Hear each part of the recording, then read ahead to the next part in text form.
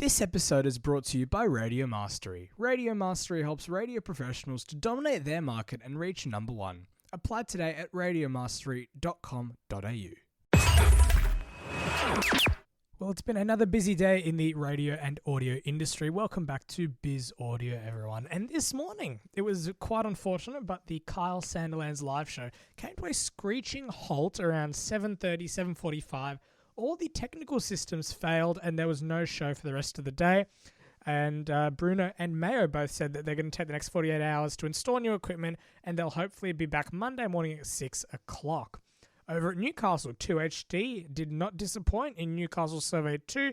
SCA's Triple M continued to reign supreme, climbing to a People 10 Plus share of 25.6, that's plus 1.4, as well as Hit 106.9, now sitting at 16.2 plus 0.5. The Super Radio Network stations had a mixed result, with New FM dropping all across the board, now sitting at a 9.6 in People 10 Plus, that's minus 0.4.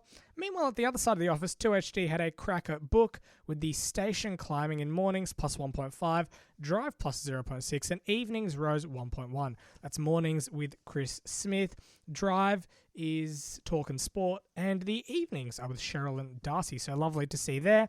Over at the Capital Radio Network, Beck Kempen has been promoted to the Assistant Program Director. She currently hosts Brekkie with Jack Boyd, and they were both from Boom Radio over in Perth.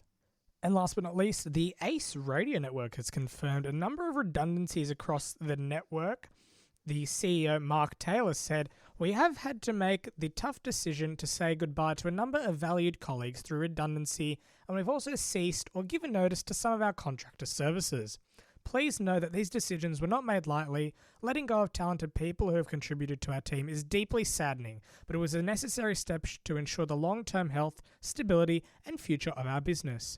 We are incredibly grateful to all the hard work and dedication of those who are leaving us, and we are doing everything we can to support them through this transition."